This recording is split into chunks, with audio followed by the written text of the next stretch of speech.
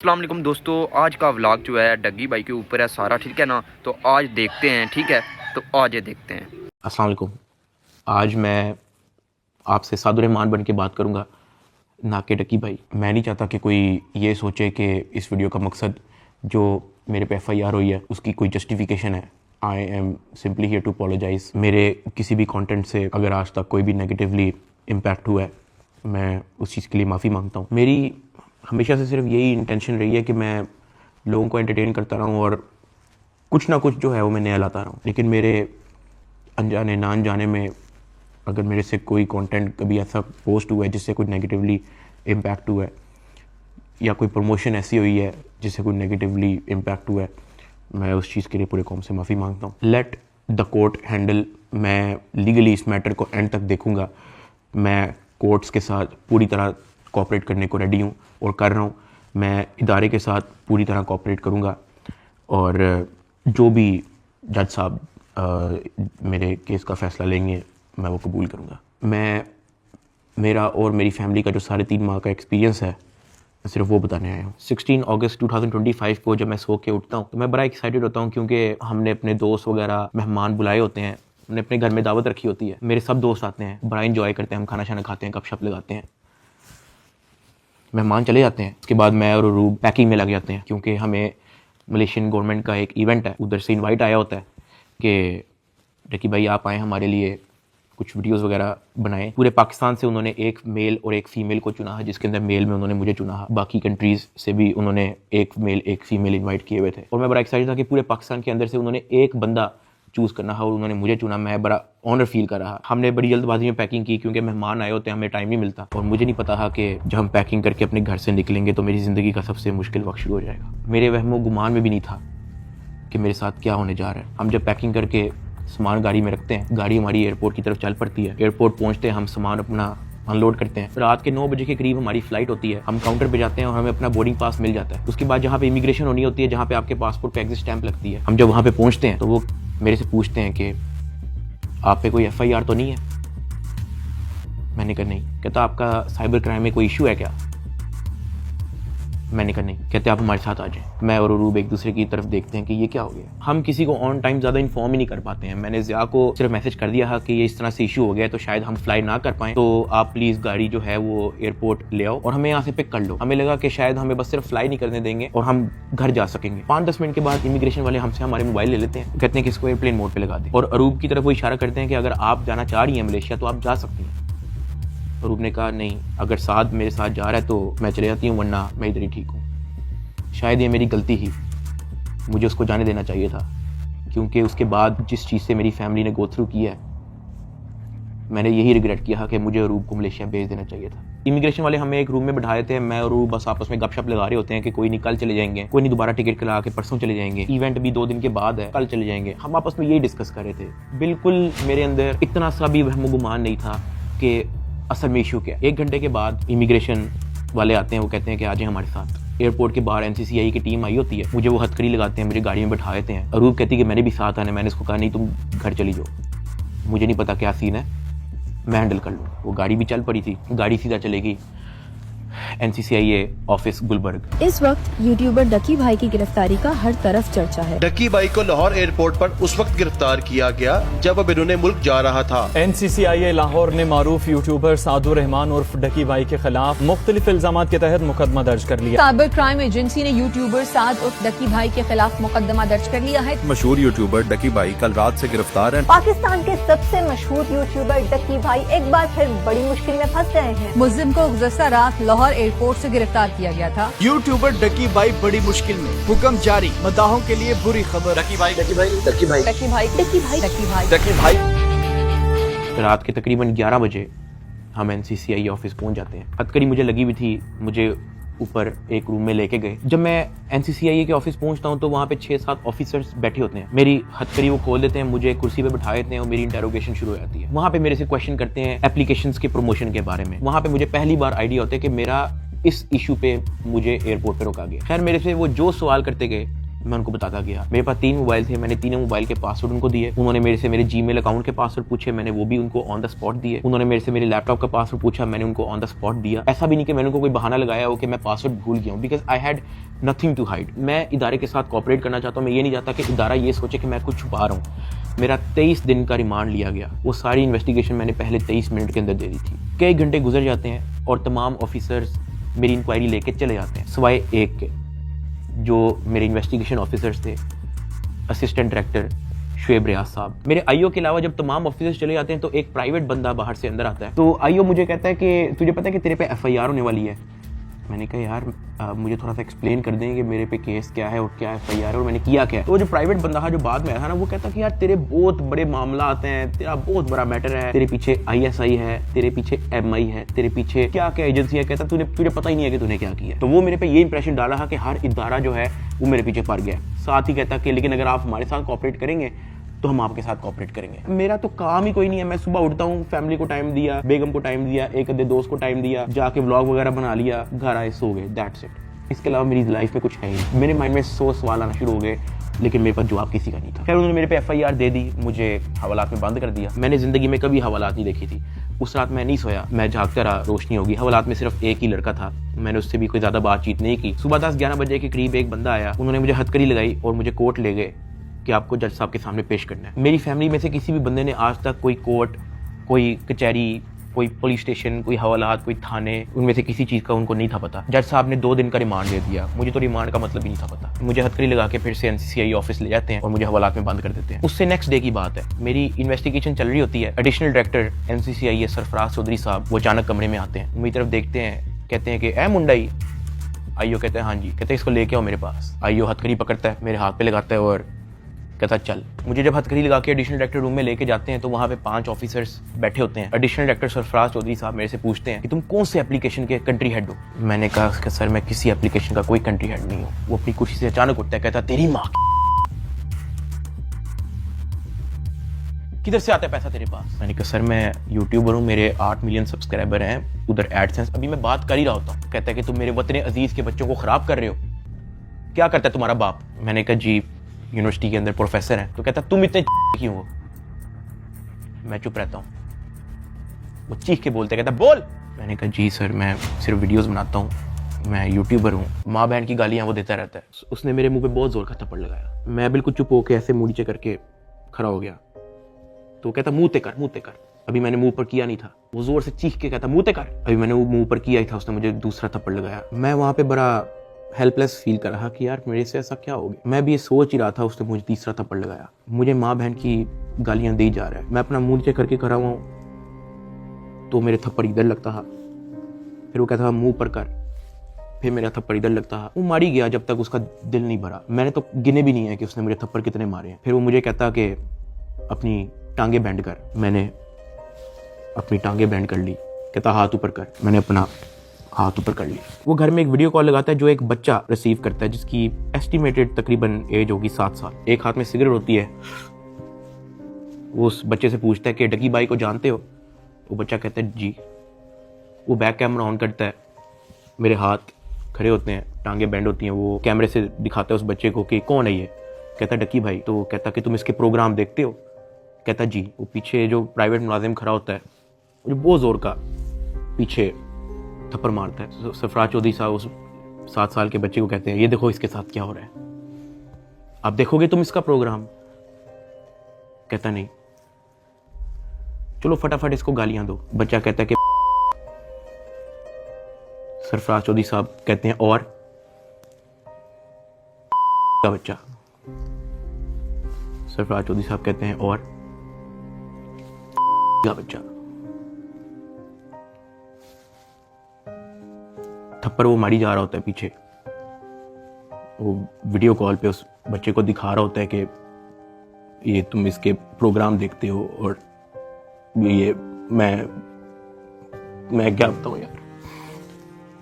खैर मैं तब बड़ा हेल्पलेस होता हूँ। मैं समझ नहीं आती कि मैं क्या करूं और किस तरह इससे निकलूं। मैंने क्या किया ऐसा। खैर वो सरफराज चौधरी कहता है कि इसको ले जाओ, इसकी तरीके से तफ्तीश करो। जबकि मैं डे 1 को आया हूं, मैं सब कुछ मोबाइल का पासवर्ड मैंने लैपटॉप के पासवर्ड, मैंने जीमेल के पासवर्ड, मैंने एक चीज़ नहीं छोड़ी। मुझे आज जितने ऑफिसर्स थे वहाँ पे, मुझे एक ऑफिसर आके दिखा दे, बता दे कि डक्की भाई ने हमें ये चीज़ नहीं थी दी, इसलिए हमने मारा है। वो तफ्तीश के अंदर इस जगह कोऑपरेट नहीं था कर रहा, इसलिए हमने मारा है। मुझे एक बंदा आके दिखा दे यार। मेरा 23 दिन का रिमांड लिया मैंने, पहले 23 मिनट के अंदर उनको सब कुछ दिया। मुझे ऊपर ले गए। मेरे से एक बंदा मिलने आया हुआ था, जावा फूड्स, मेरा एक जाने वाला है जिसने हमारे घर में, जब हमारे घर में दावत थी तो उसकी केटरिंग की थी। अब क्योंकि मुझे फ्रेश मार के ऊपर लेके गए थे, मेरी आंखों में आंसू थे, तो वो जब मिलने आया हुआ था वो अचानक अपनी सीट से खड़ा हुआ और उसने मेरी तरफ देखा कि क्या हुआ है। मैंने कहा कि यार मैं इनके साथ पूरी तरह कोऑपरेट कर रहा हूँ, वो फिर भी मुझे मारी जा रहे हैं, मुझे माँ बहन की गालियां दे रहे हैं। तो अगर आपकी यहाँ पे किसी ऑफिसर से बातचीत है, आप उनसे काइंडली रिक्वेस्ट करें कि यार मुझे मारे कम, या मुझे तब मारे जब मैं आपको कुछ छुपा रहा हूँ या आपको कुछ गलत बता रहा हूँ, तब मार लें, लेकिन मुझे मारे कम। वो बड़ा परेशान हुआ, वो बाहर चला गया। कुछ खाने को मेरे लिए लेके आया था, पिज्जा या कोई बर्गर लेके आया था। बाहर जाके मुझे नहीं पता कि उनके जानने वाले थे जुनैद सलीम जो एंकर हैं, उन्होंने कहीं उनको बात बता दी। जुनैद सलीम साहब ने जो है वो अपने पॉडकास्ट के अंदर इसका जिक्र कर दिया कि मेरा एक जानने वाला वहाँ पे गया तो डक्की भाई इस हालत में था। तो जुनैद सलीम साहब ने जो है वो इस चीज़ का पॉडकास्ट दे दिया। ज़ेरे हिरासत जब डक्की भाई थे तो कुछ लोग उनसे मिलने गए, तो उन्होंने कहा कि आप पिज़्ज़ा खाएंगे, तो डक्की भाई जवाब में उनके पाँव पड़ गया जो उनसे मिलने आए थे, और बिलक बिलक के रोने लगा और कहने लगा पिज़्ज़ा को छोड़े, उनसे कहे मुझे मारें कम। ये नहीं कहा कि मुझे ना मारें, मगर मुझे मारें कम, बहुत मार रहे हैं। जो फिर मेरे लिए अंदर प्रॉब्लम हुई, मुझे फिर इस बात पे डांट पड़ी कि मैं आगे बात आउट कर रहा हूँ। खैर मैंने फिर डिसाइड किया कि मैंने अब बोलना ही नहीं, मुझे जितना मर्जी मारे, मैंने किसी को नहीं बताना। मुझे हवालात में वापस बंद कर दिया इन्होंने। थप्पड़ किसने मारा था? थप्पड़ वो एहलकारों ने मारा था। थप्पड़ वो एडिशनल डायरेक्टर ने भी मारा था, मैं आपको बताता हूँ जी। डक्की भी आगे बताएगा कि मुझे चपेड़े किसने मारी थी, और वो बेचारा एक बात कहता था कि यार मुझे मारो ना, मैं कॉपरेट तो कर रहा हूँ, मुझे मारो ना। जब इसको पेश करने लगे थे डक्की को, तो भाई वो आपको बताया था कि मैं इसको थप्पड़ मार के लाया हूँ। हाँ, तो वो थप्पड़ मार के लाए, वो मारते थे इसको। अब मैं आपको बताना चलूँ कि इस पूरी इन्वेस्टिगेशन के दौरान ये जो असिस्टेंट डायरेक्टर शुएब रियाज जो मेरा इन्वेस्टिगेशन ऑफिसर था, उनका जो फ्रंटमैन था, उसको सिर्फ इस काम के लिए रखा हुआ था कि वो मेरे से पैसों की डिमांड करे। उसने तब मेरे से पूछा कि यार तू बेवकूफ है। मैंने कहा क्या हुआ है? कहता यार तेरे पीछे आने वाला कोई नहीं। मैंने कहा यार मेरी फैमिली कभी इन चक्करों में पड़ी नहीं है। तो कहता नहीं तू बेवकूफ है, तुझे समझ नहीं आ रही कि मैं क्या कह रहा हूँ, तुझे अपना मसला नहीं हल करना। मैंने कहा नहीं मुझे नहीं समझ आ रही आप क्या कह रहे हैं। कहता कि तेरा कोई दोस्त पीछे आने वाला, कोई तेरा भाई, कोई तेरा आउट ऑफ कंट्री कोई दोस्त रहता हो, कोई तेरे पीछे आने वाला नहीं। मैंने कहा कि मेरी तो बातचीत ही नहीं है किसी से, तो मैं किसको क्या कहूँ। तो कहता कि ये जो तेरा आईओ है ना, सारी गेम इसके हाथ में, इसने जो लिखना है तेरे साथ वही होना है, तो तू अगर इसके साथ ताउन करेगा तो तेरा मसला हल हो जाएगा। मैंने कहा मैं समझा नहीं आपकी बात। कहता कि भाई लगता है तुझे सारा पैसा कब्र में लेके जाना है, पैसे आप फिर कमा लोगे, आप अपना मसला हल करो। मैंने कहा मैं इन चक्करों में कभी भी नहीं पड़ा, मुझे नहीं पता कि क्या पैसे कितने लगते हैं, क्या होता है, मुझे नहीं पता। आप मुझे बताओ आप क्या ना क्या चाह रहे हो। कहता कि तेरा जो मसला है ना वो 7-8 के अंदर हल हो जाएगा। पहले मुझे लगा कि कोई 7-8 लाख की बात कर रहा है कि कोई 7-8 लाख के अंदर मेरा मसला हल हो जाएगा। मैंने कहा 7-8 लाख? कहता नहीं तू लाखों में ही रही। मैंने कहा 7-8 करोड़? कहता तो और। मैंने कहा इतने तो मेरे पास है ही नहीं, मेरे रिसेंटली कुछ बहुत ज्यादा खर्चे हुए हैं, मैंने आगे भी बहुत सारी मेरी स्पेंडिंग है, मेरे 100 और काम है, मेरे पास नहीं है। कहता बस फिर तो इधर ही पड़ा रहा है। मुझे वहां से आइडिया हो गया कि इस बंदे का काम सिर्फ और सिर्फ मेरे से पैसे मांगना है। जब मैं NCCI की कस्टडी में था, आप लोगों ने शायद 3,26,000 USDT की बात एडिशनल डायरेक्टर के पॉडकास्ट में सुनी होगी। 3,20,25,000 USDT वो इसके डिजिटल वॉलेट में से हमने अनर्थ करके कोर्ट ऑफ लॉ में सबमिट कर दिए। हमने इसके डिजिटल वॉलेट में से वो अपने वॉलेट में जो सरकार का होता है उसमें अनर्थ करके प्रॉपर उसको फर्द मकबूजगी बनाकर कर दिया। ये बहुत बड़ी अचीवमेंट है। उन्होंने दर्जनों पॉडकास्ट दे के ये बताया कि 3,26,000 USDT जो है वो हमने इससे बरामद कर लिए हैं। अब मैं आपको उसकी असल स्टोरी बताता हूँ कि वो क्या है। हवाला से मुझे इन्वेस्टिगेशन के लिए लेके जाते हैं कोई शाम के 7 बजे के करीब। आइयो मुझे कहता है कि अपना बाइनेंस का अकाउंट खोल। मैं अकाउंट खोल देता हूँ। मेरे अकाउंट के अंदर कुछ ट्रेड चल रही होती है जो मेरी सारी लॉस पे गई होती है, क्योंकि उस दौरान बिटकॉइन नीचे गया हुआ था। वो सारी ट्रेड मेरी लॉस में क्लोज करता है, मेरी फ्यूचर्स की ट्रेड सारी लॉस में क्लोज करता है, मेरा पर्सनल नुकसान करता है। सारे टोकन जो मेरे पास डॉज, बिटकॉइन, इथीरियम, मेरे पास दर्जनों टोकन और पड़े हुए थे, वो सारे क्लोज करके उसको यूएसडीटी में खुद कन्वर्ट करता है और वो कहता है कि ये यूएसडीटी ट्रांसफर कर। मैंने कहा सर इसकी क्या वजह है, आपने मेरा पर्सनल लॉस भी कर दिया है। कहता है कि तुझे अपना मसला हल करना है या नहीं करना। मैंने कहा कि सर लेकिन ये 3,26,000 यूएसडीटी आपने ट्रांसफर क्यों करना है? जो भी आपकी इन्वेस्टिगेशन है आपके सामने, अकाउंट मैंने आपको दे दिया, उसका जीमेल मैंने आपको दे दिया, पासवर्ड मैंने आपको दे दिया, आपने ट्रांसफर इसको क्यों करना है? कहता है तुझे जितना कह रहे हैं उतना कर। मेरी 15 मिनट उनके साथ बहस चलती रही कि सर ये पैसे ज्यादा हैं, मुझे आप थोड़ी सी इसकी एक्सप्लेनेशन दे दें ताकि मैं मेंटली रिलैक्स रहूं, मुझे थोड़ा सा बता दें कि ये ट्रांसफर आपके पास क्यों करना है। वो मुझे आगे से यही कहता था कि यार लगता है तुझे अपना मसला हल करने का शौक नहीं है। बीच में उसने मुझे बहाने लगाने शुरू कर दिए, यार क्योंकि तू हमारी कस्टडी में है कि तेरा अकाउंट कहीं हैक ना हो जाए, जब तू यहाँ से फारिग होगा तू मुझे बता दी, मैं तुझे सेंड कर दूंगा। आईओ ने मुझे इस तरह की कहानी सुनाई शुरू कर दी। उसने मुझे एक अपना वॉलेट एड्रेस दिया, उसने कहा कि ये सारे पैसे इस पे ट्रांसफर कर। इसने मेरे से जबरदस्ती मेरा फेस आईडी, मेरा ऑथेंटिकेटर सारा लगा के इसने मेरे से जबरदस्ती 3,26,000 यूएसडीटी, जिसकी पीकेआर के अंदर वैल्यू बनती है 9 करोड़ पाकिस्तानी रुपया। अब जिस अकाउंट में उसने ट्रांसफर किया, क्या वो एफआईए का अकाउंट था? नहीं। क्या वो एनसीसीआईए का अकाउंट था? नहीं। क्या वो पंजाब हुकूमत, सिंध हुकूमत या किसी केपी की हुकूमत या किसी भी गवर्नमेंट के इदारे की हुकूमत का अकाउंट था? नहीं। क्या वो नैब का अकाउंट था? नहीं। क्या वो स्टेट बैंक का अकाउंट था? नहीं। क्या वो कोई ऐसा अकाउंट था जो कोर्ट की तरफ से जिसकी अप्रूवल मिली हो?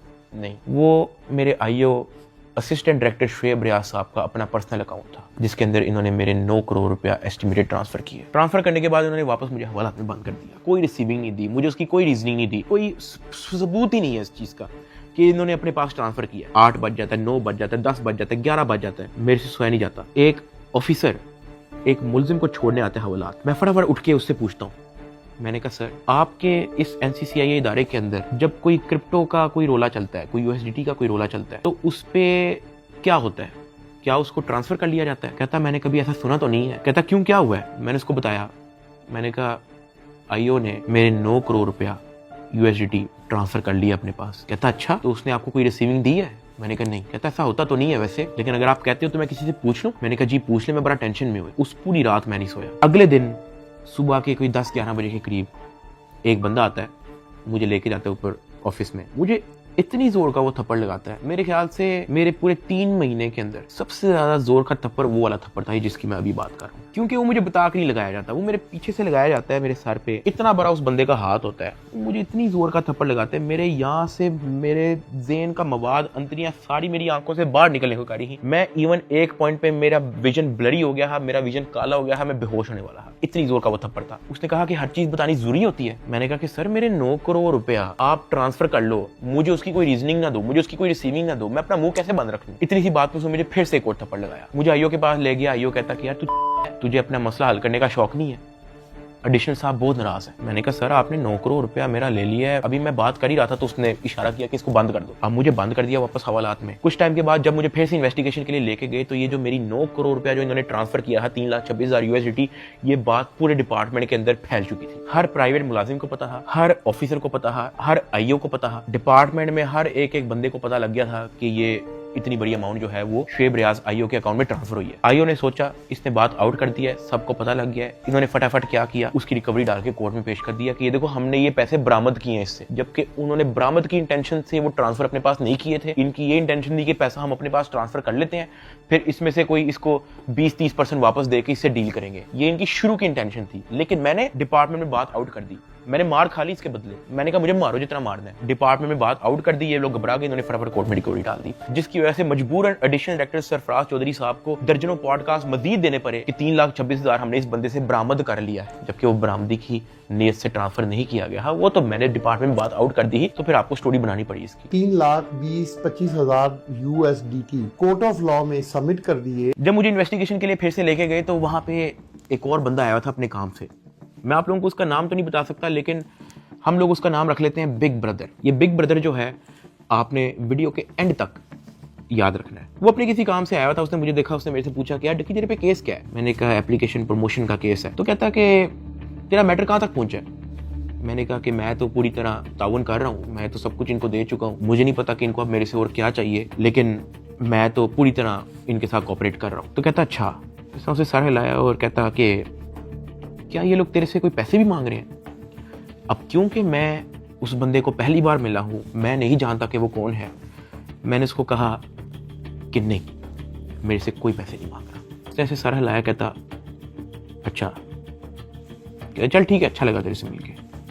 वो अपने कामों में लग गया। खैर मेरी इन्वेस्टिगेशन के बाद उन्होंने फिर से मुझे जेल में हवालात में बंद कर दिया। इन्होंने अपनी पूरी कोशिश की कि हम इससे पैसे लें, हम इससे पैसे का पूछें। जब इनको आइडिया हुआ कि मैं इनको किसी भी तरह से एंटरटेन नहीं कर रहा, इन्होंने बहाने से मेरी फैमिली को बुला लिया। अरूब और मेरी अम्मा, उनको ये कह के बुलाया गया कि मेरी उनके साथ मुलाकात है। मुझे जब हवालात से ऊपर लेके गए तो अरूब बैठी हुई थी और उसकी इंटेरोगेशन हो रही थी। उसका मोबाइल जो है वो इन्वेस्टिगेशन ऑफिसर के हाथ में था। तो मैंने इन्वेस्टिगेशन ऑफिसर शुएब रियाज साहब से पूछा कि ये आपने इनका मोबाइल क्यों लिया? तो कहता कि इन पे भी एफआईआर होगी। तो अरूब घबरा गई। उसने कहा मेरे पे एफआईआर क्यों होगी? उसने कहा कि आपने तो हमें साथ से मिलने के लिए बुलाया है, मुझे और मामा को, के साथ से मुलाकात हो जाएगी। तो वो कहता कि नहीं, एफआईआर हो ना हो, ये जो आपके शोहर की एफआईआर है इसी में बड़ी जगह है, हम आपको इसी में नामजद करेंगे। अरूब घबरा गई। मैंने अरूब की तरफ देखा, मैंने अरूब की तरफ इशारा किया कि मैंने कहा बस बिल्कुल चुप होके बैठ जाओ, बस ये वक्त गुजारो, बस इस वक्त हम कुछ नहीं कर सकते। खैर वो अरूब से कुछ क्वेश्चन उन्होंने पूछने शुरू कर दिए। मैंने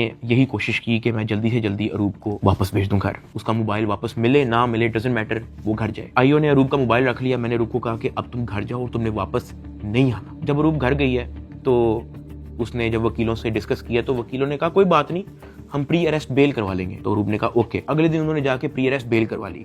जब उन्होंने प्री अरेस्ट बेल करवाई तो प्री अरेस्ट बेल की खबर पहुंच गई इदारे में, एनसीसीआई ऑफिस में, आईओ के पास और सरफराज चौधरी एडिशनल डायरेक्टर के पास। इन्होंने फिर से मुझे कहा कि अपनी फैमिली को मीटिंग के लिए बुलाएं। मैंने घर वालों को कॉल की क्योंकि उसकी प्री अरेस्ट बेल हो चुकी थी। मैंने कहा चलो अब इसको खतरा नहीं है और इसका मोबाइल भी उनके पास है, तो I think it's not a big deal, मैं बुला लेता हूँ। ऑफिसर्स ने जो है मेरे घर कॉल करवाई। मैंने कहा कि अम्मा वो बड़े अफसरान, एडिशनल डायरेक्टर और इन्वेस्टिगेशन ऑफिसर्स बुला रहे हैं, तो बाकी घबराएं ना, कोई इस तरह कोई नेगेटिव मीटिंग या इस तरह का कुछ नहीं है, तो आ जाएं। मेरी माँ और अरूब प्री अरेस्ट बेल करवाने के बाद एडिशनल डायरेक्टर रूम में आ गए। सरफराज चौधरी साहब कहते जतोई साहिबा आप अपने आप को क्या समझती हैं, आपने प्री अरेस्ट बेल करवा ली है? तो अरूब ने कहा जी।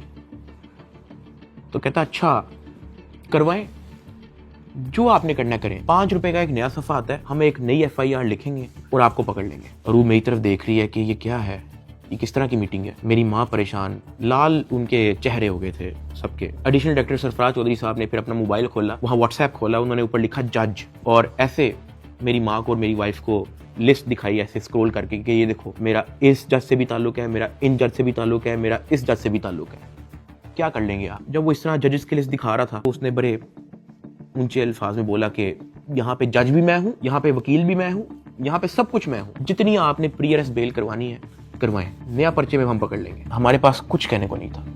मैंने वहाँ पे सिर्फ सर को कहा कि जी सर आप बिल्कुल सही कह रहे हैं। मैंने अपने घर वालों की तरफ देखा, मैंने उनको इशारा किया कि प्लीज़ वक्त गुजारें बस।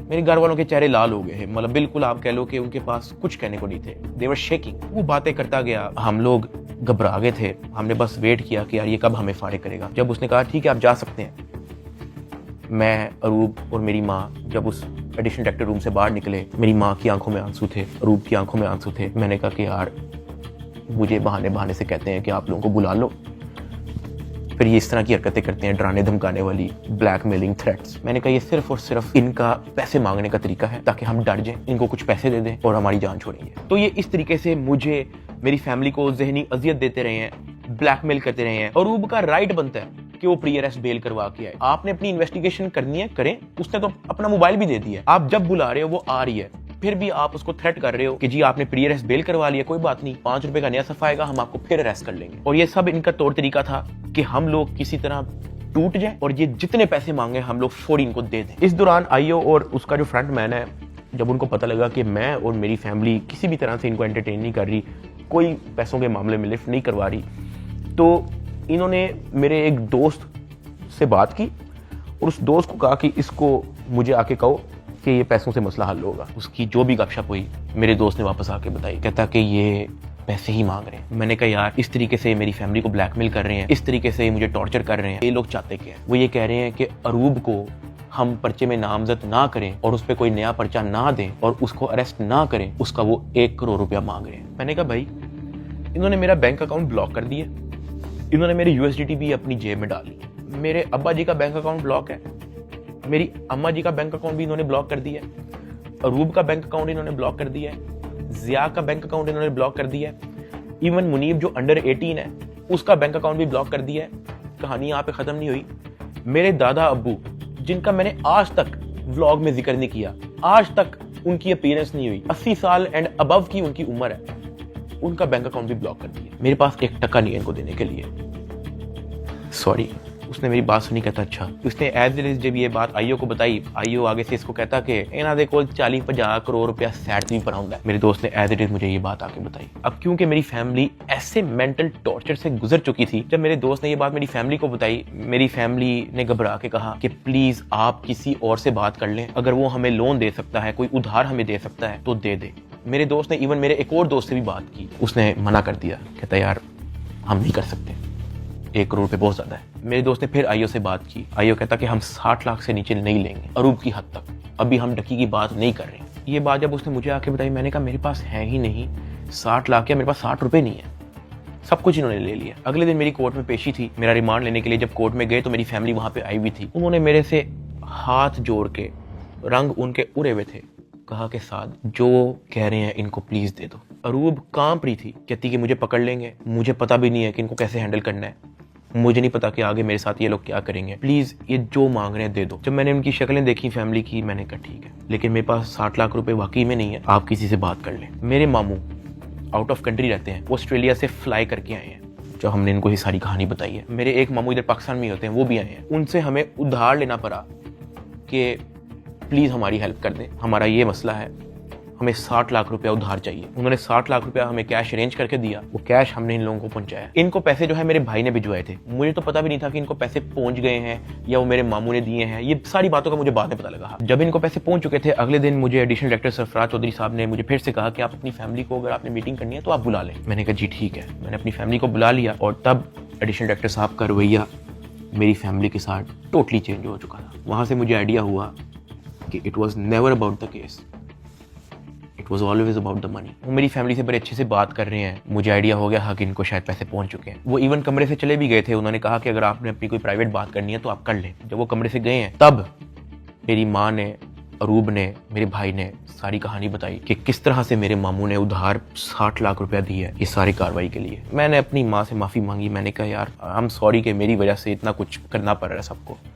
कहती कोई बात नहीं, अल्लाह पाक देख रहा है, इट्स ओके। खैर मेरी फैमिली को 5-10 मिनट दिए हैं मेरे से बात करने के लिए, और वो चले गए। अब तक मेरा 16-17 दिन का रिमांड हो चुका था। इतना लंबा रिमांड होता नहीं है। अभी वीडियो में कुछ टाइम पहले मैंने आपको कहा था कि बिग ब्रदर एक बंदा आपने याद रखना है। ये बिग ब्रदर इस बार फिर से एनसीसीआई ऑफिस आता है, लेकिन ये इस बार मेरे से मिलने आता है। मेरे से पूछता है कि किधर तक पहुंचा तेरा केस। मैंने कहा कि सर मेरी तरफ से तो मैं सब कुछ दे चुका हूँ, मुझे नहीं पता कि इनका क्या इरादा है। उसने मेरे से पूछा कि यार इतना लंबा तेरा रिमांड क्यों हुआ है। मैंने कहा सर नो आइडिया, जबकि मैं इनको सब कुछ दे चुका हूँ। इनके पास मेरे सारे मोबाइल हैं, इन्होंने मेरी वाइफ को भी नामजद किया है, सारे ईमेल पासवर्ड लिए हुए हैं, सब कुछ इनके पास है, ये फिर भी मेरा रिमांड डिमांड करते हैं। कहता अच्छा, तो इन्होंने पैसों की बात की है तेरे से? क्योंकि मैं उस बंदे पे उस तरह से ट्रस्ट नहीं था करता। मैंने कहा नहीं, इन्होंने मेरे से कोई पैसों की बात नहीं की। कहता किसी ने इशारा दिया हो, किसी ने इनडायरेक्टली तेरे से डिमांड की हो, या किसी ने कहा हो कि तू अगर पैसे दे देगा तो तेरी छूट हो जाएगी। फिर वही बात कि मुझे नहीं था पता कि वो बंदा कौन है। मैंने उसको कहा कि नहीं। उसने मेरी तरफ देखा ऐसे, कहता आर यू श्योर? मैंने कहा जी। इवन उससे मुझे एक पॉइंट पे बड़े गुस्से से देखा, कहता कि देख ले, अगर कुछ ऐसा है तो तू मुझे बता सकता है। फिर वही बात आ गई क्योंकि मैं उसको जानता नहीं था। मैंने कहा नहीं ऐसा कुछ भी नहीं है सर। कहता ठीक है, वो चला गया। मेरा 23 दिन टोटल रिमांड हो चुका था। जो मैं आप लोगों को ये भी बताता चलूं कि एनसीसीआई की हिस्ट्री में इतना लंबा रिमांड नहीं हुआ। इवन एक पॉइंट पे मैं इतना तंग आ गया था इनसे कि मैंने खुद ही जज साहब के सामने कहा कि सर मैं चाहता हूं कि ये लोग अपनी तसल्ली पूरी कर लें, इन्होंने जो मेरी इन्वेस्टिगेशन करनी है करें, अगर ये रिमांड मांग रहे हैं इनको रिमांड दे दें। मैं इतना तंग आ गया था, मैंने जज साहब के सामने खुद ही बोल दिया कि यार रिमांड ले लें मेरा। 23 दिन रिमांड के बाद भी इन्होंने 30 लाख रुपया मेरी फैमिली से मुझे जुडिशियल करने का लिया। मतलब एनसीसीआई ऑफिसर्स ने मुझे जेल भेजने के भी मेरी फैमिली से पैसे लिए। खैर मैंने अपने दोस्त को कहा कि यार ये आईओ से पूछो कि अब क्या इसने मेरे साथ करना है। कहता कि मैंने बात की है, वो ये नहीं कह रहा कि अब आपकी बेल करवानी है, वो ये कह रहा है कि हमने 4 पर्चे मजीद रेडी किए हुए, वो 4 पर्चे हम डकी भाई पे ना दें, उसका 1.5 करोड़ रुपया वो मांग रहे हैं, जिसमें से एक पर्चा इन्होंने कोई लड़की रिलेटेड रखा हुआ है। और जब मैंने ये सुना, मैं बर्बाद, मैं टूट चुका था। मैंने अपने दोस्त को कहा तू इनको ब्लॉक कर दे बस, और तू जा, इनको को 4 पर्चे देने, 400 दें, मैंने अब 1 टका नहीं देना इनको। इस तरह तो इनको आदत लग जाएगी। फिर ये कहेंगे कि जी अब हम डकी भाई को फायर ना मारने का 5 करोड़ रुपया लेंगे, घर की बत्ती बंद कर देंगे, घर में अगर आप चाहते हो कि बत्ती आए उसका 50 लाख रुपया निकालो, पानी बंद कर देंगे, फिर कहेंगे घर में पानी आए उसका 40 लाख रुपया निकालो। ये तो इन हरकतों पे आ जाएंगे फिर। हाँ, अगर आप मेरी एक आधा फैमिली का अकाउंट छोड़ देते तो मैं आपको पैसे कहीं से तो दे, एटलीस्ट हमारी फैमिली जो है मकरूज तो ना होती। इतना मोटा मेरा चलान पेश किया, मुझे एक ऑफिसर उस चलान के अंदर एक सफे की एक लाइन का एक लफ्ज दिखा दे कि मेरे उसमें बाप का क्या रोल है, क्योंकि आप लोगों ने उनका अकाउंट बंद किया ना, उनका क्या रोल है मुझे उस सफे के अंदर दिखाएं। उस चलान के अंदर मेरी माँ का क्या रोल है वो मुझे दिखाएं। उस चलान के अंदर मेरे दादा अब्बू का क्या रोल है, मेरे किसी और फैमिली मेंबर का क्या रोल है मुझे दिखाएं। आपने उनको मकरूज कर दिया, कर्जे ले लेके अब उनको एनसीसीआईए के ऑफिसर के पेट भरने हैं, उनको डिप्रेशन में डाल दिया, ये कह के कि पता नहीं उनके पीछे ISI-MI लगी है। मेरे फादर एक हार्ट पेशेंट है, उनके हार्ट की सर्जरी होनी थी। मैंने अपनी माँ को, अरूब को, ज़िया को सख्ती से मना किया हुआ था कि आपने एक तो ये अब्बा जी का ख्याल रखना है, दूसरा इनको कोर्ट में नहीं आने देना, ये मेरे पास एक बार भी जेल में ना आए, क्योंकि मुझे पता है उनकी हार्ट की क्या कंडीशन है। वो बेहोश हो जाते हैं, परेशान हो जाते हैं। हम उनकी सर्जरी के हमारे पास पैसे नहीं थे, वो जो पैसे हमने उनकी जो सर्जरी के लिए देने थे वो उन्होंने ब्लॉक कर दिया। अब कर्जा लेके हम एनसीसीए के ऑफिसर्स का पेट भर रहे हैं। ये मेरी फैमिली को उस स्टेज पे लेके आए हैं जहां पे मैं स्पीचलेस हो गया कि यार मैं क्या करूं। मतलब अब्बा जी के इलाज के पैसे भी उन्होंने ब्लॉक कर दिए हैं। और ये बात मैंने उनको उधर दफ्तर में ऑफिस में कही थी, सरफराज चौधरी को मैंने खुद उसके मुंह पे कही थी। मैंने कहा मेरा अब्बा हार्ट पेशेंट है, उनकी सर्जरी के पैसे आपने मेरे फैमिली का अकाउंट ब्लॉक कर दिया है। ये इस स्टेज पे मेरी फैमिली को ले आए थे, मुझे 23 दिन बंद रख के चुपेरे मार के मुझे कोर्ट पे लेके जाते थे कि मैं किसी मीडिया के किसी माइक में बोल ना दूं। जिस्मानी रिमांड पे FIA के पास जाना है या उसके बाद जेल जाना है, तो क्या तो बोलने कोई मसला नहीं है। आज डकी भाई आप यूट्यूबर्स को क्या पैगाम देना चाहेंगे? कुछ बात नहीं करेंगे? ताहम आज जो है वो बात तो नहीं करने दे रहे, लेकिन डकी भाई को जो है वो सुबह सवेरे जो है आज अदालत में पेश किया गया है। बिल्कुल जी बात तो नहीं कर सकते डकी भाई। इससे पहले भी हमने जब इनसे गुफ्तगू करने की कोशिश की है तो NCCI एहलकारों की जानिब से जो वो मना कर दिया गया है कि वो किसी भी किस्म से जो है वो गुफ्तगू नहीं करेंगे। डकी भाई कुछ कहना चाहेंगे आप? डकी भाई आप कुछ कहना चाहेंगे? भाई कुछ तो बोलिए। इन्होंने तो मना नहीं किया आपको, आप लॉयर्स ने मना किया कि भाई सारी तो आपने तहकीकात के बारे में आपने ताउन किया, उसके बावजूद क्यों ही कहा जा रहा है? मेरी गिरफ्तारी के 23वें दिन जब मुझे जज साहब के सामने पेश किया तो फाइनली मैं जुडिशल हो गया। जुडिशल का मतलब यह है कि अब मैं जेल चला जाऊंगा। जज साहब ने ऑर्डर लिख के दिया कि हमने बंदा जुडिशल कर दिया। अब जुडिशल करके कोर्ट से बंदा डायरेक्ट जेल नहीं जाता, कोर्ट से एक बार NCCI ऑफिस वापस आता है, वहां पे उसके कुछ पेपर्स रेडी होते हैं, उसके बाद उसको जेल भिजवाया जाता है। तो जब मैं कोर्ट से NCCI ऑफिस वापस आया, वही बिग ब्रदर उधर मौजूद था। उसने मेरी तरफ देख के कहा, डकी तेरे से पैसे किसने लिए? मेरा दिल इधर मुंह में आ गया। मैंने कहा यार ये मेरे साथ क्या हो रहा है। अब क्योंकि उसने मेरे से डायरेक्ट पूछा कि तेरे से पैसे किसने लिए हैं, उसने मेरे से ये भी नहीं पूछा क्या तेरे से कोई पैसे ले रहा है, उसने मेरे से कहा कि तेरे से पैसे किसने लिए। मैंने कहा कि जी ये शुएब रियाज और उसकी टीम ने, इन्होंने जो है वो पैसे ऊपर हायर अफसरान को भी पहुंचाने हैं। कहता अच्छा कोई डिटेल है तेरे पास? मैंने कहा कि सर मैं तो इनके साथ हवालात में था, जेल में, सेल में, तो मेरी सिर्फ फैमिली को पता है कि एग्जैक्टली क्या हुआ। फैमिली 5-10 मिनट के लिए मेरे से मिली थी, लेकिन उन्होंने मुझे बहुत छोटा छोटा मोटा मोटा बताया, ज़्यादा डिटेल का मुझे नहीं पता। तो फिर उसने पूछा कि कितने पैसे लिए हैं। मैंने कहा जी 60 लाख रुपए लिए। वो भी मेरी वाइफ को नामजद करने का कह रहे थे कि जो मेरी बीवी को अरेस्ट कर लेंगे, अगर आप चाहते हैं कि हम आपकी वाइफ को अरेस्ट ना करें तो ये 60 लाख रुपया पहुंचाएं। तो वो हमें 60 लाख रुपया उसका हमने दिया। उसने कहा ठीक है तू जेल जा, लेकिन उससे पहले कहीं से कॉल करवा और अपनी फैमिली को कह कि तेरा एक दोस्त मिलने आ रहा है, उससे मिलने। मैंने कहा ठीक है। मैंने कहीं से मोबाइल अरेंज किया, मैंने फटाफट मामा को कॉल की, मुझे सिर्फ मामा का नंबर याद था। मैंने उनको कहा कि मेरा एक दोस्त आएगा, उससे मिलने। बिग ब्रदर वहां से चला गया। 5-10 मिनट के बाद मुझे भी पुलिस के डाले में बिठाया और मुझे जेल ले गए। डकी भाई को जो है तकरीबन 22 रोज़ा जिस्मानी रिमांड के बाद जब अदालत में पेश किया गया तो अदालत ने गुज़श्ता रोज जो है डकी भाई को जुडिशल रिमांड पर जो है वो जेल भेज दिया। देख सकते हैं कि डकी भाई को जो है वो जेल मुंतकिल किया जा रहा है। 9 सितंबर 2025 को मुझे जेल भेज दिया जाता है। मैंने अपनी ज़िंदगी में वहमो गुमान में भी नहीं सोचा होना कि मेरी ज़िंदगी में ये दिन भी आएगा। जब मैं जेल जाता हूँ सबसे पहले तो मेरी चेकिंग होती है, बालों के अंदर, अंडर आर्म्स, आपकी नाक के अंदर भी देखते हैं, वो आपके कान के अंदर, आपके मुंह के अंदर, आपके लिप्स ऊपर करके आपकी ज़ुबान निकाल के। चेकिंग होने के बाद मुझे लेके जाया जाता है मेरे सेल की तरफ, जिसको जेल की ज़ुबान में चक्की कहते हैं। जेल के सेल का साइज़ आप ऐसा समझो कि कुछ 6 से 7 टाइलें हैं ना, उतना साइज़ होगा।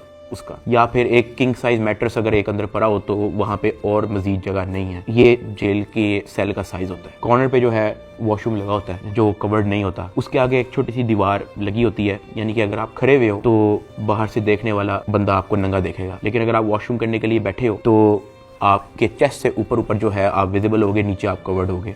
इस हद तक बस दीवार होती है वहाँ पे।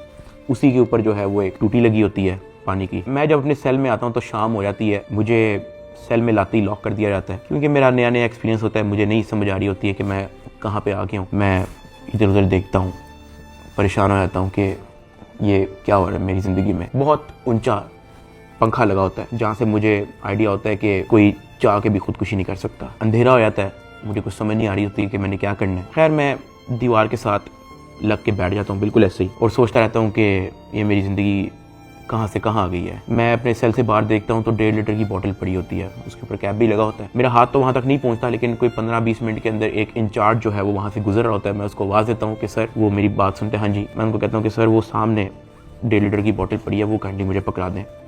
मुझे बोतल पकड़ा देता है। वॉशरूम से मैं वो 1.5 लीटर की बोतल के अंदर पानी भरता हूँ, उसका कैप बंद करता हूँ। सितंबर का टाइम होता है, शदीद गर्मी होती है, इतनी गर्मी कि आप कूलर के बगैर नहीं रह सकते। मैं अपनी कमीज़ उतारता हूँ, बॉटल को अपनी शर्ट के अंदर डाल के ऐसे उसको मैं लपेटता हूँ, अपने सर के नीचे रख के मैं लेट जाता हूँ।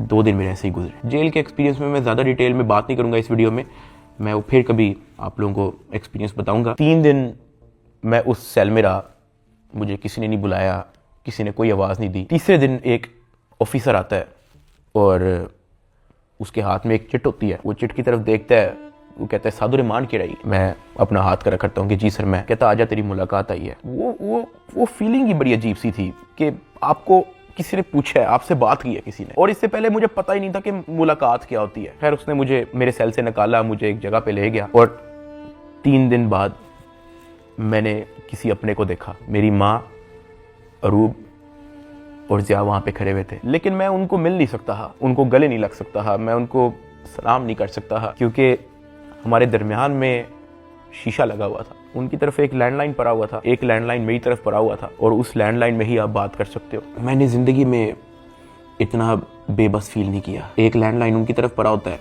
एक लैंडलाइन मेरी तरफ पड़ा होता है। एक तरफ से अरूब फ़ोन उठाती है, दूसरी तरफ से मैं फ़ोन उठाता हूँ, और वो कहती है क्या हाल है। मैंने कहा मैं ठीक हूँ। उसके आगे वो कुछ नहीं बोलती। 2 मिनट मैं भी चुप रहता हूँ, 2 मिनट वो भी चुप रहती है। अचानक कहती है कि साद ये क्या हो गया ये सब।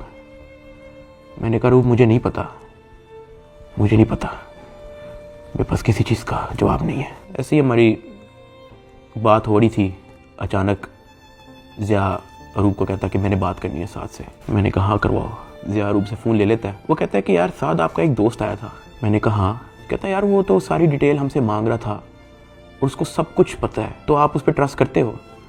मैंने कहा ज़िया देखो मैं उसको नहीं जानता हूँ पर्सनली, लेकिन फॉर सम रीज़न उसको पता था। मैंने उसको नहीं बताया, उसने मेरे से खुद कहा कि तेरे से पैसे किसने लिए, और उसने मुझे कहा था कि मुझे डिटेल चाहिए। तो ज़िया कहता कि हाँ वो हमारे पास आया था, एक कागज़ पे सारा मेरा वो लिख के गया है कि कहाँ कहाँ पे कैसे कैसे पैसे पहुँचाए, किसने दिए, किस बैंक से निकलवाए, वो सारा नोट डाउन करके गया है। मैंने कहा कि देखो ज़िया इस वक्त ना हमें नहीं पता कि हमने किस पे ट्रस्ट करना है, किस पे नहीं करना। हमने जिसको भी अप्रोच किया है सब ने मदद करने से इनकार कर दिया। जिन्होंने कोशिश की है वो भी कोई मसला कोई बेहतरी की तरफ नहीं आया। मेरे पास कोई ऑप्शन नहीं है, सुन लेते हैं हम एक बार इस बंदे की बात। ज़िया ने कहा ठीक है। जब ज़िया ने मुझे ये बात बोली तो मुझे आइडिया हो गया कि वही जिनका नाम हमने अभी बिग ब्रदर रखा था वो मेरी फैमिली से मुलाकात कर चुका है। खैर ज़िया से बात होने के बाद ज़िया ने फ़ोन मामा को दे दिया।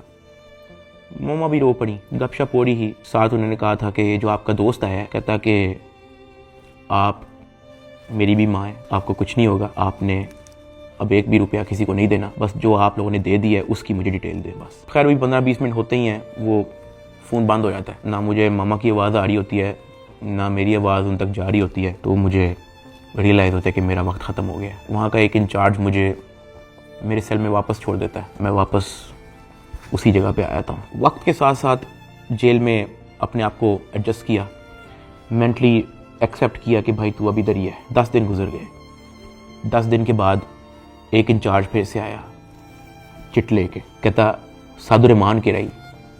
मैंने कहा जी सर मैं।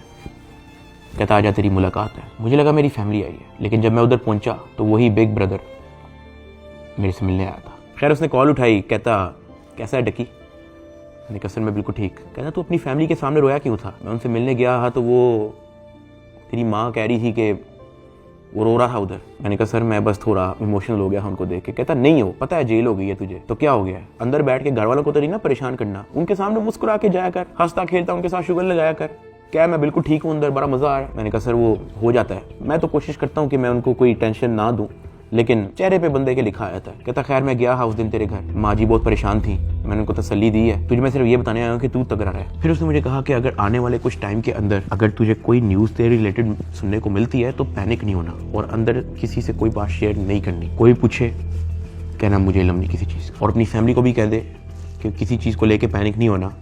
अगर कोई प्रेशराइज करने की कोशिश करे, कोई कॉल करे, कोई अप्रोच करे, जस्ट इन्फॉर्म अस। साथ मैंने उनको ये भी बताया कि जब मैं NCCI की कस्टडी में था तो वो मुझे कहते थे कि आपके पीछे MI लगी हुई है। तब उसने मुझे कहा कि जिन लोगों का नाम लेके आपसे पैसे ले रहे हैं ना, मैं उस इदारे से हूँ। फिर उसने मुझे बताया कि ये बात जब मुझे पता लगी तो हमने अपने हायर अथॉरिटीज़ को भी इन्फॉर्म किया, तो let me and my team handle it. तूने अंदर किसी से कोई बात नहीं करनी, अपनी फैमिली से ज़्यादा कोई बात नहीं करनी, सिर्फ उनका हालचाल पूछ और रोना धोना बंद कर, उनके सामने शुगर लगा, हंस मुस्कुरा, कह के बड़ा मज़ा आ रहा है अंदर, जो बुरा वक्त था वो चला गया, अब बस तू वक्त काट। फिर मैंने उसको बोला कि सर वो जो एडिशनल डायरेक्टर सरफराज चौधरी साहब हैं वो मुझे रिमांड के दौरान कहते थे कि मैं तेरी हाई कोर्ट तक बेल रोकूंगा। तो उधर बिग ब्रदर कहता कि छोड़ दे, कुछ नहीं होगा। उसके बाद वो हुआ जो किसी ने वहमो गुमान में भी नहीं सोचा था।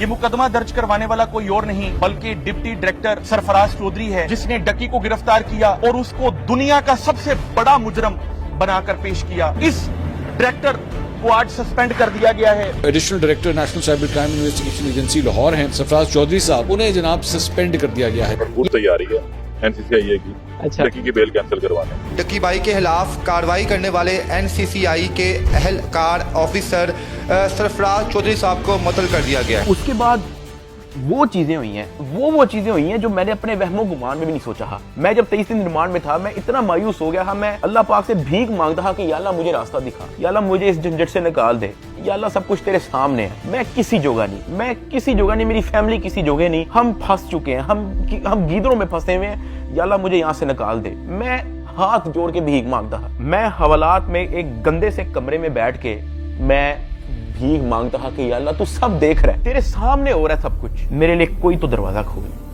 मुझे कोई रास्ता दिखा, मैं कहाँ जाऊँ।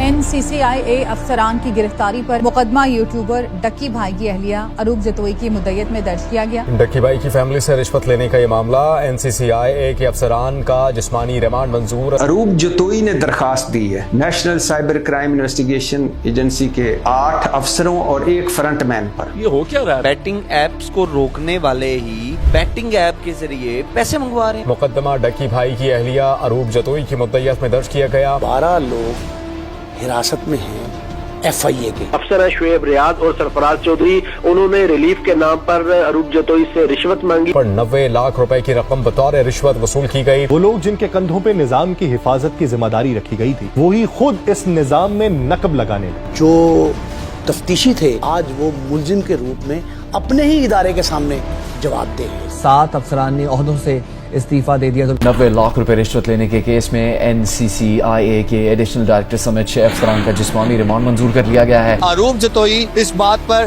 डट गई हैं कि NCCI अफसरान जिन्होंने उनसे रिश्वत ली है इनको नहीं छोड़ेंगी। जिन ऑफिसर्स ने मेरी फैमिली को मेंटल ट्रॉमा से गुजारा, जिन ऑफिसर ने मेरी फैमिली को मेंटली टॉर्चर किया, जिन ऑफिसर ने मुझे बेवजह मारा, मैं उनसे भीख मांगता गया कि यार मुझे ना मारे, मुझे फिर भी मारते गए। जिन ऑफिसर्स ने बच्चे को वीडियो कॉल करके मुझे उससे माँ बहन की गालियां दिलवाई, अगले दिन उन सबकी खबर आ गई कि वो सब गिरफ्तार हो गए। और ये जो 100 दिन की कैद थी, जब मुझे किसी किस्म की कोई उम्मीद नहीं थी नजर आती, मैं कभी कभी अल्लाह पाक से कहता था कि अल्लाह तू मेरी क्यों नहीं सुन रहा।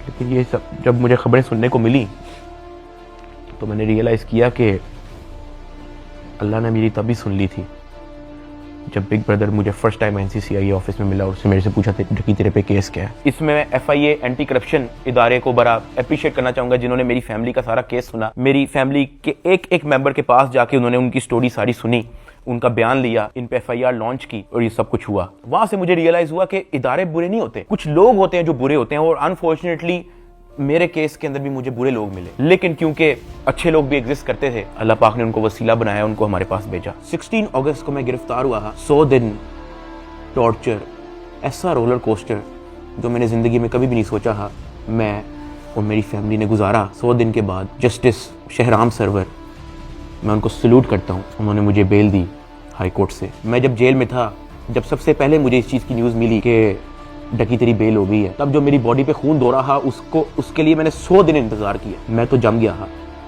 मैं खत्म हो गया था, मैं बर्बाद हो गया था। सही बताऊं तो मैं हार मान ली थी, मैं टूट चुका था। मुझे नहीं पता था कि मैं क्या करूंगा।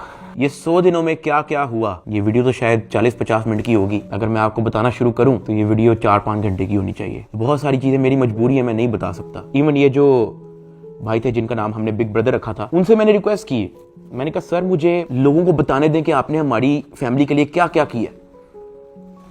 कहता डकी we work in the shadows, हमें आपकी अप्रिसिएशन नहीं चाहिए, ये हमारी ड्यूटी थी। आपकी माँ हमारी माँ है, आपकी फैमिली हमारी फैमिली है। ना हम चाहते हैं कि आप हमारा नाम लें, ना हम चाहते हैं कि आप हमें मेंशन करें। उसने कहा क्योंकि हमारे इदारे का नाम लेके आपको और आपकी फैमिली से फाइनेंशियल बेनिफिट्स ले रहे हैं तो we have to step in. इदारे की ट्रेनिंग ही ऐसी है कि अगर हमारे इदारे का कोई नाम लेके अपने लिए कोई बेनिफिट लेगा तो उसकी कोई टॉलरेंस नहीं है। ये हमारी ड्यूटी है, we are here to serve this country. अगर आप गलत होते या आपकी फैमिली गलत होती तो हम आपका साथ ना देते, लेकिन हमने देखा कि हमारी माँ मुश्किल में है, हमारी बेटी मुश्किल में है, हमारा भाई मुश्किल में है, तो हमें आपकी अप्रिसिएशन ही चाहिए। खुश हैं। और मैं बड़ा हैरान हुआ कि एक तरफ NCCI ऑफिसर्स हैं जो दर्जनों पॉडकास्ट दे रहे हैं पब्लिकली, लेकिन बैक एंड पे वो क्या हरकत करें उस चीज़ का किसी को नहीं पता। और दूसरी तरफ ये बिग ब्रदर का इंस्टीट्यूशन जिन्होंने दिन रात एक कर दिया मेरी फैमिली के लिए। और जब मैंने उनका कहा कि मुझे बताने दे लोगों को, तो कहते हमें क्रेडिट नहीं चाहिए। सेल्फलेसली काम किया और एक भी पॉडकास्ट उनके एक भी ऑफिसर ने एक भी इंटरव्यू नहीं दिया, just working in the shadows. और मुझे और मेरी फैमिली को उन पर फख्र है, और मेरी सिंपैथी हर उस फैमिली के साथ है जो कभी इन करप्ट NCCI ऑफिसर्स के थ्रू अफेक्ट हुई है। अल्लाह पाक किसी की फैमिली को उस चीज़ से ना गुजारे जिस चीज़ से मेरी फैमिली गुजरी है। एक और चीज़ की बड़ी कन्फ्यूजन थी कि मेरे एक्चुअली वकला कौन है। तो मेरा केस जो है वो बैरिस्टर अमृत शेख देख रही हैं और एडवोकेट उस्मान लतीफ़ जो मेरा केस आगे परसू कर रहे हैं। लेकिन मैंने सबकी वीडियोस देखी हैं, जितने वकला हैं जिन्होंने मेरे लिए स्टैंड लिया, मैंने सबके टिकटॉक वीडियोस देखी हैं। मैं दिल से उन तमाम एडवोकेट्स का शुक्रगुजार हूँ जिन्होंने मेरे लिए स्टैंड लिया। इस पूरे 100 दिन के अंदर जो मेन सवाल लोगों का था ना, वो ये था कि यार डकी भाई आप तो इस मामले से फारिग होने के बाद मुल्क छोड़ के चले जाओगे। लेकिन मैं आप लोगों को एक बात बताऊं, 8 साल हो गए हैं मुझे यूट्यूब पे आए हुए, मैंने सिर्फ अच्छा टाइम देखा है। जहां 8 साल इस मुल्क ने मुझे सब कुछ दिया, इस मुल्क के लोगों ने मुझे प्यार दिया, इस मुल्क के लोगों ने मुझे सपोर्ट दी, तो ये 3 महीने की मुश्किल में मैं मुल्क छोड़ के जाऊंगा तो ये तो मेरी सेल्फिशनेस है कि जहां 8 साल इस मुल्क ने आप पे कोई मुश्किल नहीं आने दी, तो 3 महीने की मुश्किल पे मैं इस मुल्क को छोड़ के कैसे जा सकता हूं। मैं इधर ही हूं, मैं कहीं नहीं जा रहा। पाकिस्तान ने ही मुझे सब कुछ दिया है, पाकिस्तान में ही मैं रहूंगा। यहाँ पे मैं वीडियो को एंड कर रहा हूँ। इस पूरे 100 दिन के अंदर मैंने बहुत कुछ सीखा। कोई भी आके पीछे नहीं आता आपकी फैमिली के अलावा। मेरी माँ कोर्ट के धक्के खाती रही है, उनका क्या काम है कोर्ट में, उन्होंने कौन सा वहाँ पे कोई बयान देना है या कोई स्टेटमेंट देनी है, या वो कौन सी वकील है जो उनका कोर्ट में कोई काम है। वो सिर्फ वहाँ पे इसलिए आती ही कि मुझे कुछ 30-40 सेकंड के लिए अपने बेटे की झलक देखने को मिल जाए, मैं बस देख लूँ कि यार मेरा बेटा ठीक है। सिर्फ इसलिए आती रही है, एक दिन भी उन्होंने मिस नहीं किया। आज के दौर में जहाँ वफादारी तो मजाक बन के रह गई है, अरूब मेरे साथ एंड तक खड़ी रही। उसको डराया गया, धमकाया गया, ब्लैकमेल किया गया। इवन एक पॉइंट में मैंने उसको ये भी कहा था कि जब तक ये मैटर हल नहीं होता तुम आउट ऑफ कंट्री चले जाओ। वो तब भी मेरे साथ खड़ी रही। मैं जेल में था और मेरे लिए मर्दों से लड़ती रही है। और सही बताऊं तो कोई भी नहीं करता ऐसा। हल्का सा मर्द पे बुरा टाइम आता है, औरतें छोड़ के चली जाती हैं, लेकिन अरूब मेरे साथ खड़ी रही। मैं एहसान कभी भी नहीं भूलूंगा। ज़िया अपने सारे काम छोड़ के, अपना यूनिवर्सिटी छोड़ के, अपनी सारी स्टडीज छोड़ के, अपना यूट्यूब चैनल छोड़ के मेरे साथ खड़ा रहा, मेरे साथ एफर्ट उसने एंड तक रखी। मेरे अब्बा जी हार्ट पेशेंट, उनको मैंने मना किया हुआ कि आपने बाहर नहीं निकलना, उनके बैंक अकाउंट बंद है, उधार पे हैं। मेरे लिए डेली मैसेज भेजते हैं अम्मा के थ्रू कि हमारी दुआएं साथ आपके साथ हैं, आपने घबराना नहीं है। मैंने सिर्फ ये रियलाइज़ किया कि आपकी फैमिली के अलावा कुछ मैटर नहीं करता इस दुनिया में।